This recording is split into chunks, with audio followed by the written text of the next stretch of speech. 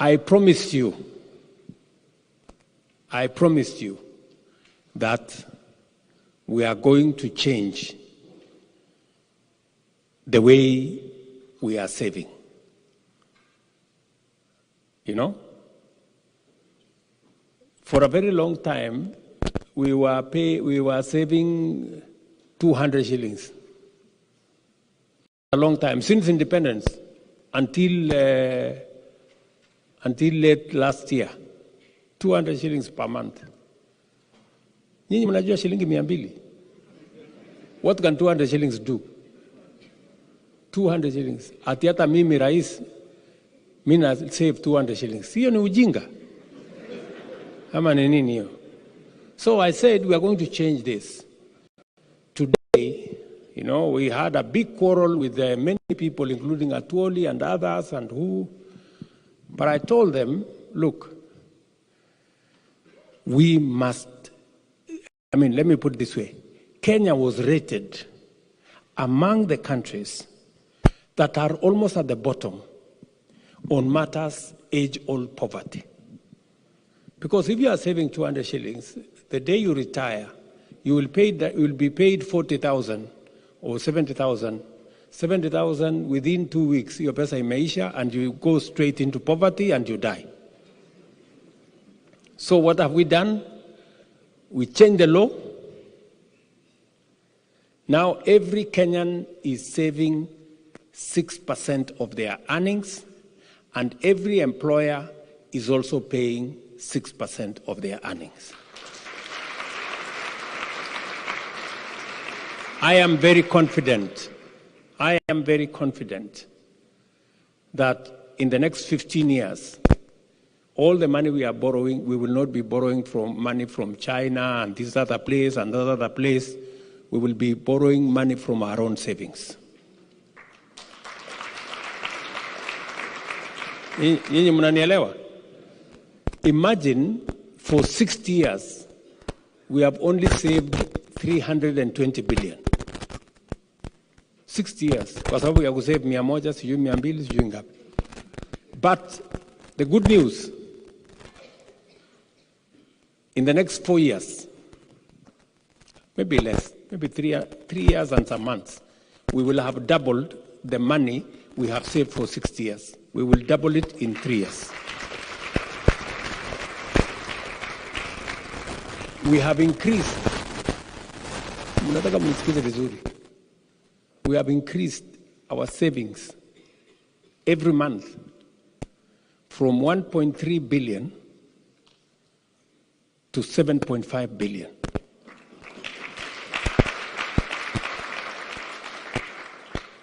And there is no miracles required, and there is no magic required. It's just firm, decisive, clear leadership, period. Hakuna miujiza inatakikana. We just need to make the right decisions. The other thing which I want you to help me with is to ask us as Kenyans, the responsibility to build Kenya is ours. We are the people responsible for Kenya. Kenyans are the people responsible for Kenya. This country, you have seen the roads in this country.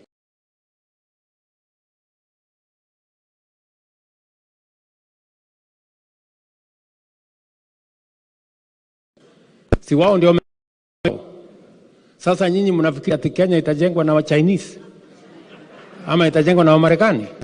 Sisi ndio tutajenga. So tafadhali, you people who have a payslip here, payslip yenu iko na mlolongo ya taxes ama hakuna? Na ni fupi ama ni mrefu? Alafu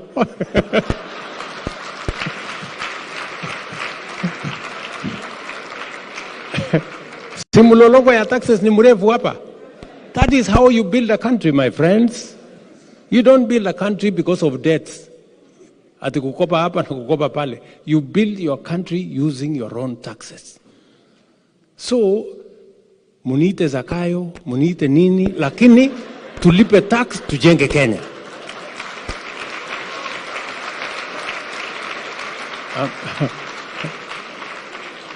ama mnasemaje? Tuko pamoja? So tafadhali mwambieni wale ndugu zetu wako nyumbani, mwambie hapa mnalipa tax. Na mnalipa tax kwa nchi ambayo si yenu. Ama? Yes. So tufanye hivyo, so that I want to say it is the most patriotic thing to do. It is the biggest defense you have for your independence, is to pay tax and build your country. The assurance I have given the people of Kenya is that their money must be safe. Their money must be used for what it is intended to do. It is even the reason why 2 weeks ago I operationalized the Public Benefits Organizations Act, so that we can get more people even from the civil society wakuja wa supervise wakora, so that kama kuna wakora huko ndani watangazwe, tuwapeleke kotini na tuwafunge, so that Kenya iweze kusonga mbele. That's what I'm saying. Mumenielewa? Hivyo ndio mimi nataka tusaidiane tuchenge Kenya jameni. Tutasaidiana hivyo? Yes, that's how we are going to have a country. That's how we are going to build Kenya. And that is my mission in this great country. I just promise you, mimi nataka niwaahidi tu kitu kimoja. I will make you guys proud. Hiyo ndafanya bidii.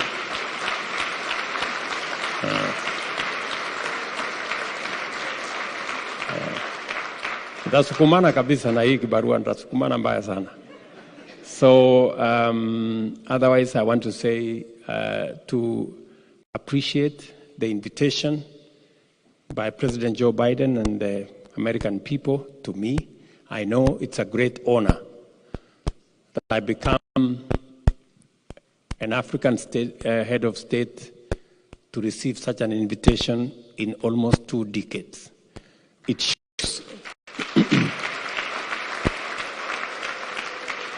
the strength of the partnership between Kenya and the US, and it also demonstrates the respect that the US has in the people of Kenya. And therefore, I want to say I am very proud that I am here this evening.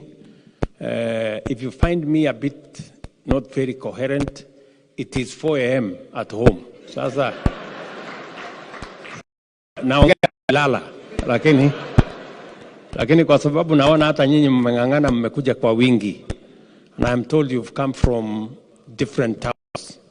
I really, really want to appreciate that you have found time to come and share these moments with me.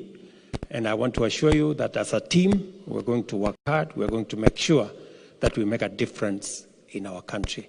So, and we need your support. Maybe we are beginning to the early stages, maybe in a year or so, we might have an opportunity to have a diaspora bond, so that you people can invest. Sindio? Already you know the Nairobi Stock Exchange, if you don't have the news, it was the least performing, but today it is the best performing in the world, Nairobi Stock Exchange. So kama uko na marupurupu kidogo, utajua vile ya kufanya. Sindio? There is a good investment opportunity back at home. So otherwise, I know many of the other issues will be answered by Roslyn and her team at the Diaspora Department. They're doing a good job. I know many of you consular services, I know sometimes you ask about taxation back at home. I want to assure you that the law in Kenya today gives you a tax rebate. If you are paying taxes in America, those taxes you pay here, we will not require you to pay at home.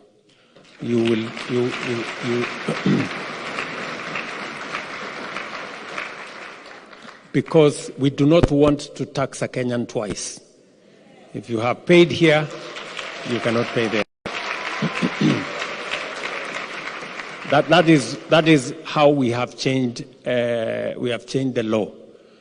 But we want you to come home so that you can come and pay taxes at home so that we can. So otherwise, I am truly grateful for the moments that we have shared today. I can answer one or two questions because I know there is a meal before us, and I am hungry and sleepy. So you can see that combination is not very good. So, but I can take maybe one gentleman and one lady some questions. Yes, there is a gentleman there in a maroon shirt and a nice tie. You can say something. And then the lady, you are not the lady, there is a lady there, yes. Stand up, lady there. You can stand up, madam, yeah. Hiya. Uliza maswali, boss. Mr. President, I'm honored to be in your presence. I am, my name is Tom Mongosi. I am from New York. But I am a very, how can I say, I'm a diaspora farmer. In that, I mean, I do a lot of acreages in Narok for wheat. But I know, I'm not too sure, but I know it came to your attention that this planting season, I lost over 250,000 on fake fertilizer, which was sold to us by the National Cereal and Produce Board. So from your office and from the ministry that is standing in for agriculture, as farmers, we are suffering on this end of getting things that really, I'm not sure if the government knows or the government has party to it or what it is that you need to tell us as farmers, because I'm trying to fight for my refund of all the almost 100 bags I got for fake fertilizer. I will answer you right away. Number one, we asked every farmer who bought fertilizer that was finally identified not to be good to register, and 7,000 farmers registered. And already we have started compensation of every farmer. You will get equivalent fertilizer without having to pay. Every farmer. That is number one. That is number one. And number two, we have taken the managing director of Cereals Board and whole his team. They are now waiting for prosecution. We have already sent them out of office, and we are going to deal with them firmly and conclusively. Are we together? So we will not only refund you, we will not only give you, replace your fertilizer, but we are also going to deal with the crooks.